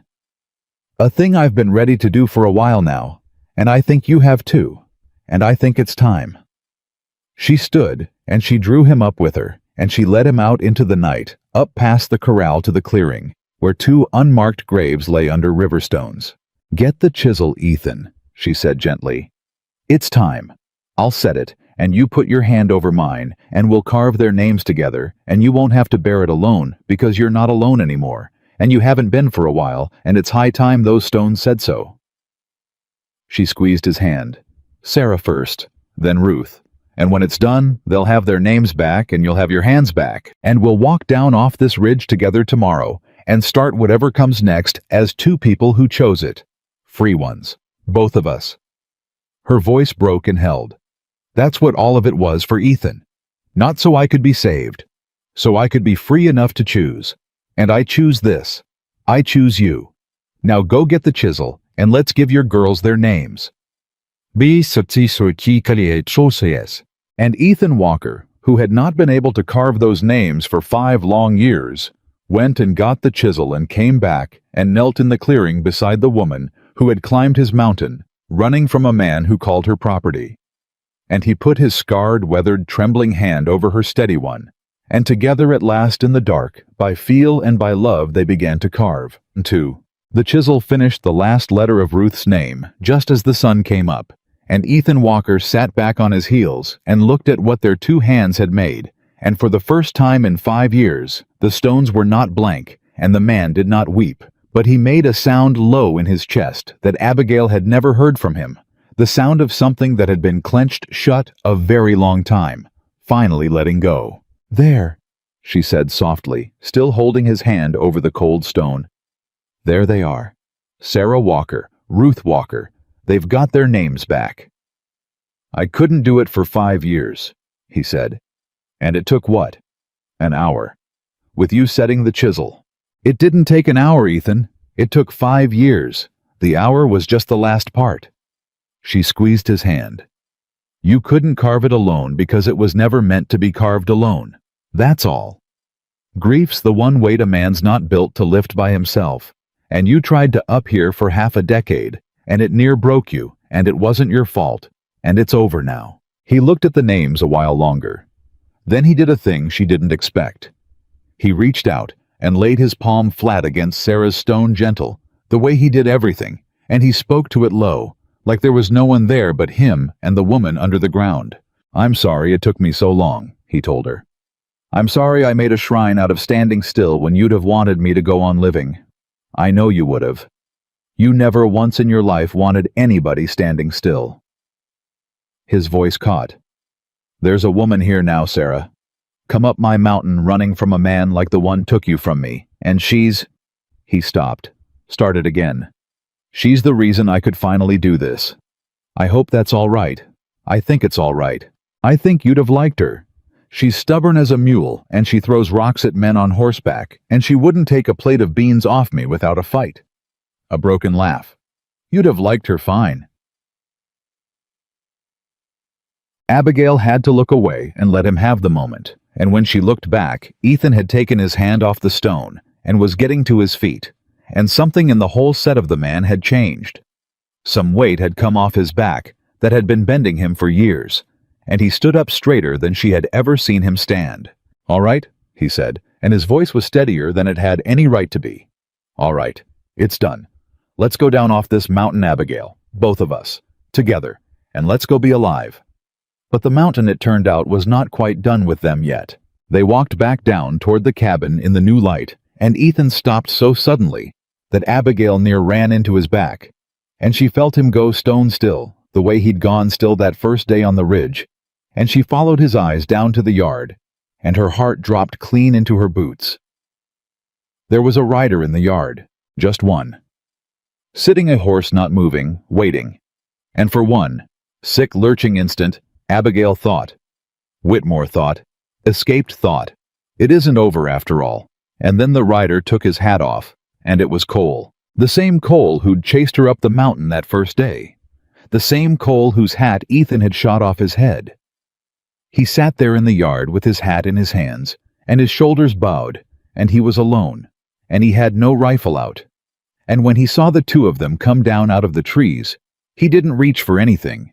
He just sat there and waited to be dealt with. Stay behind me, Ethan said, low hand drifting toward his gun. I hear you, Walker, Cole called out, and his voice was tired, bone-tired. I ain't armed. Well, I'm armed. A man'd be a fool up here unarmed, but I ain't reaching, and I ain't going to. I come up alone. You can shoot me if you've a mind to. I'd half understand it. Then say your piece from right there, Ethan said, with your hands where I can see 'em, and make it quick, because I've had about all I can stand of men from that valley riding up my mountain. Cole turned the hat around and around in his hands. He looked at Abigail, and there was shame all over his weathered face. The same shame she'd seen flicker there that first day before the fear of Whitmore's rifle won out. I ate at your daddy's table, Cole said to her. When you was a girl. You probably don't remember. I do. He was a good man, your daddy, and he'd have been ashamed clean to death to see me riding a woman down off a mountain for pay, and I knew it even while I was doing it, and I done it anyway, because Whitmore paid, and a man's got to eat, and that's the sorriest excuse there ever was, and I knew that too. He swallowed. I come up here to say I'm sorry. That's all. That's the whole of it. I ain't asking you to forgive it. I'm just a man ought to be able to say the words to the face of the person he wronged, and I never have been much of a man, Miss Turner. But I aim to be that much of one at least before I ride off your mountain for good. Abigail stepped out from behind Ethan. Abigail, it's all right. She walked toward the rider, and she looked up at Cole at the shame and the tiredness, and the honest, ugly regret of a weak man trying too late to be a little less weak. And she thought about what she'd said in the street. I won't be one more man who owns this valley by making everybody feel small. And she understood that mercy wasn't something you said once and were done with. It was something you had to keep choosing over and over, to whoever rode into your yard asking for it. Get down off that horse, Cole, she said. He hesitated. Ma'am, get down. You don't apologize to a person from up on a horse looking down at him. My daddy taught me that at that same table you're talking about. Get down and say it to my face like a man, since that's what you rode all this way to do." And Cole got down off the horse slow, and he stood in front of her with his hat in his hands, a big rough man made small by his own conscience. And he said it again, quiet, just the two of them. "I'm sorry, Miss Turner, for the chase, for the fear I put in you. For every bit of it." "I know you are," Abigail said. "I could see it that first day, even while you were doing it. That's what made it worse, honestly, that you knew better and did it anyway." She let that sit a moment. Then her voice gentled. "But I'm not the woman you chased up this mountain anymore, Cole. That woman was scared, and scared people keep score. I stopped keeping score somewhere on the way back down. So here's what I'll say to you, and then it's finished between us." She looked him in the eye. "I forgive you. Not because you earned it, because you didn't, and we both know you didn't. I forgive you because I'd rather be a person who gives it than a person who hoards it up like Whitmore hoarded his papers. Carrying your debt around wouldn't cost you a thing, Cole. It'd only cost me. So I'm setting it down. We're square." Cole's eyes went wet, and he looked away. And when he looked back, he did a thing that meant more than any words could have. He turned to Ethan, and he put his hat back on just so he could take it off again properly, and he tipped it to the mountain man. "You're a better man than this valley deserved, Walker," Cole said.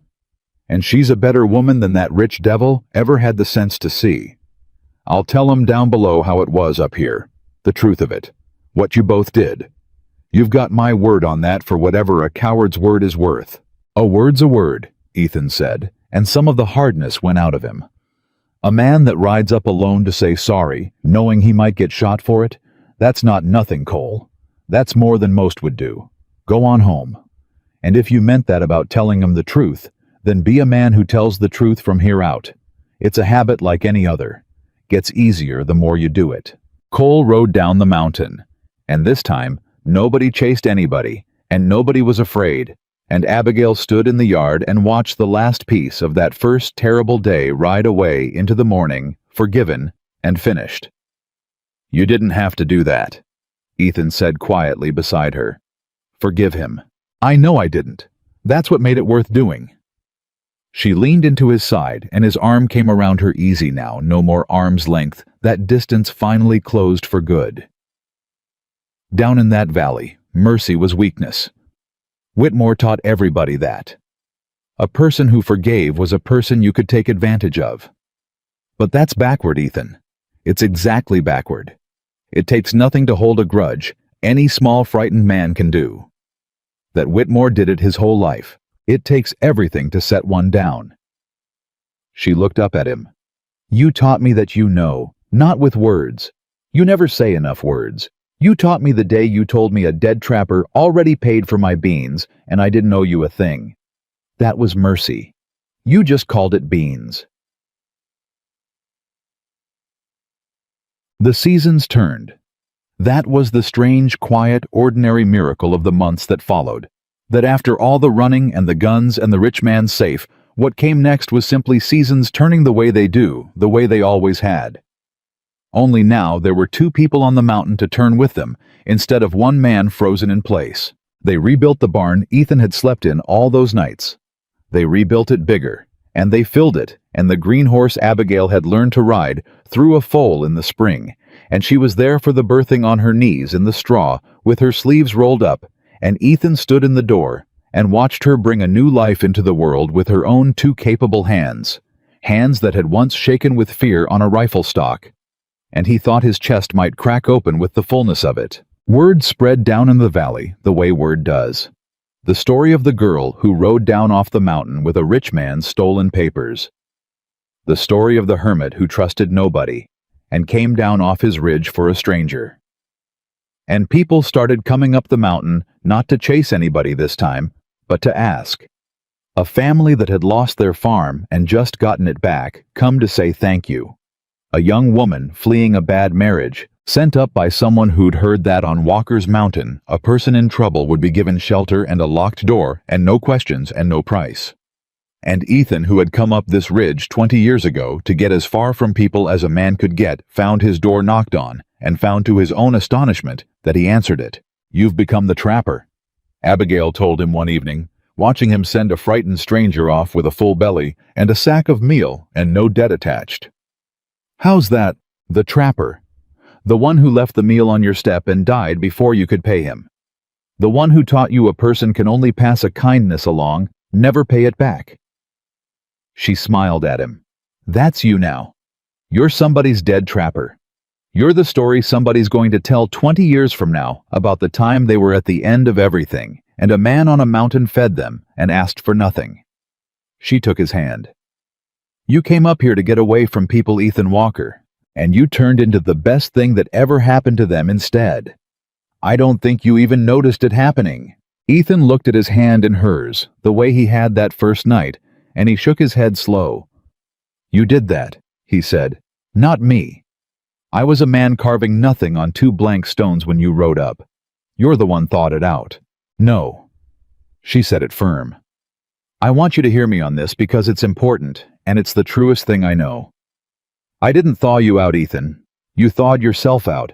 I set the chisel. You put your hand over mine. That's how it always was between us the whole way through, from the shawl to the beans to the safe to the stones. I never once did a thing for you. I did it with you.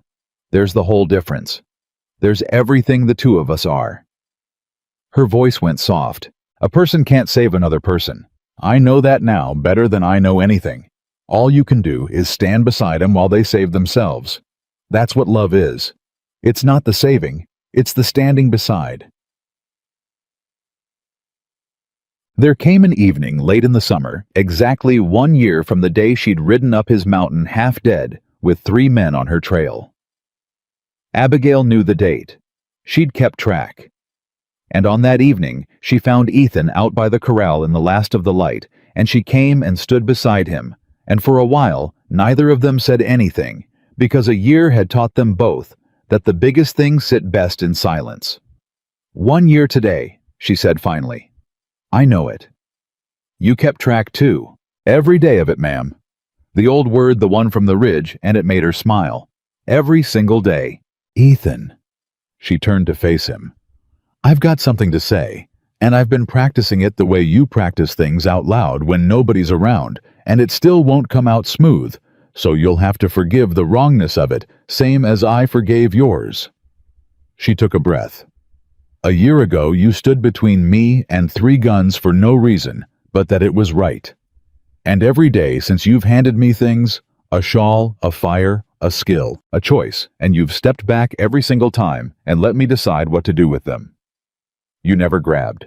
You never once grabbed Ethan in a whole year, and I need you to understand what that is to a woman who was raised to believe every man alive was reaching for something." Her eyes filled. "So now I'm going to do the grabbing for once. I'm going to reach for the thing I want on my own 2 feet, because you taught me I'm allowed to. Marry me. Not because I need you, I don't. You made sure of that. You taught me to shoot and track and ride and stand on my own so well that I could walk off this mountain tomorrow and be fine. Marry me because I don't want to. Because out of every free choice in the whole wide world, the one I keep choosing every single morning is you." Ethan Walker looked at her for a long, long moment. "You know," he said, "I had it in my head that I was going to be the one to ask you. Been carrying it around for weeks. Couldn't find the nerve." "I know. That's why I did it. You'd have carried it another year." She laughed wet-eyed. "So, you going to answer me, or you going to stand there being quiet at me like you do?" And Ethan Walker, the man who trusted nobody, the man who'd come up a mountain to be alone with his grief, and had instead been found there by a woman running for her life. Ethan Walker took both her hands in his scarred, gentle, weathered ones, and he did the thing he did so rarely. It stopped her heart every time. He smiled, the whole smile, the one that took 20 years off him, and let the light all the way in. "Yes," he said. "God, yes. 100 times yes, Abigail Turner. I've been saying yes to you since the day you threw a rock at a man on horseback. Just took me a year to say it out loud. They were married that autumn, in the clearing near two stones that finally had names on them, because Abigail said it was right that Sarah and Ruth should be close by, should be part of it, and Ethan had turned away when she said it, so she wouldn't see his face, and then turned back and said, yes, that was right. That was exactly right. Half the valley came up the mountain for it. The families whose farms had been given back the young woman who'd fled the bad marriage and stayed on to help. Even Uncle Jim, gray and sober now, and finally at peace with the thing he'd done, and the harder thing he'd done to undo it. And Cole came too, hat in his hands, standing at the back, and Abigail caught his eye across the clearing and gave him a nod. And the coward, who'd found just enough courage, nodded back. And it was finished between them, truly all of it, every old wound closed. Every old wound. Richard Whitmore did not come, of course. Richard Whitmore was 3 years into a federal sentence in a place where his money bought him nothing, and his voice commanded no one. A small, ordinary, frightened man in a cell, exactly as the marshal had named him. Forgotten a little more with each season by the valley he'd once ruled through fear. His name came up less and less. In the end, that was the truest justice, not the cell, but the forgetting. The valley simply went on being free, and stopped needing to remember the man who'd tried to own it. And on the mountain, the seasons kept turning. Years later, and this is the last of it, the very end of the telling, an old woman down in the valley was asked by her granddaughter about the couple up on Walker's Ridge. The ones the whole county still spoke of, the mountain man, and the woman who'd ridden down with a rich man's stolen papers and set a valley free. The girl wanted to know if it was true, if it was really true or just a story people told. And the old woman who had been in the street that day when Abigail Turner rode back in with her head up and gave a whole town back its dignity, who had been the first to cry and the first to take off her hat. The old woman thought about it a long moment, and then she told her granddaughter the truest thing she knew. "It's true," she said. "Every word. I was there. And you want to know the part that mattered most. It wasn't that he saved her. Folks always tell it that way. The cowboy who saved the girl from the rich man, but that's not how it was. And Abigail Walker would have corrected you sharp if she heard you say it. God rest her." The old woman smiled. He didn't save her. He did something harder and rarer than saving. He stood beside her while she saved herself. And she did the same for him. That's the whole secret of the two of 'em, child, the reason we still tell it after all these years.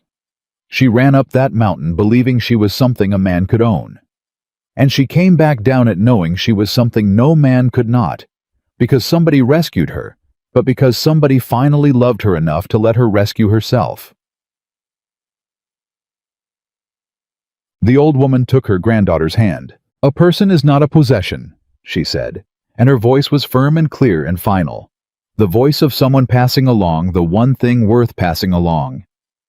Not ever. Not for any debt, nor any dollar, nor any man's paper. Every soul that draws breath deserves to be free, and to be chosen, and to choose right back. That's what those two proved up on that mountain all those years ago. That love that owns you isn't love at all, and love that sets you free. She squeezed the girl's hand. Well, that's the only kind there ever was. And up on the ridge where two people had once been alone with their grief and their fear, and had found in each other something better than either, the wind moved through the pines and the seasons turned, and the mountain kept forever the names of everyone it had set free.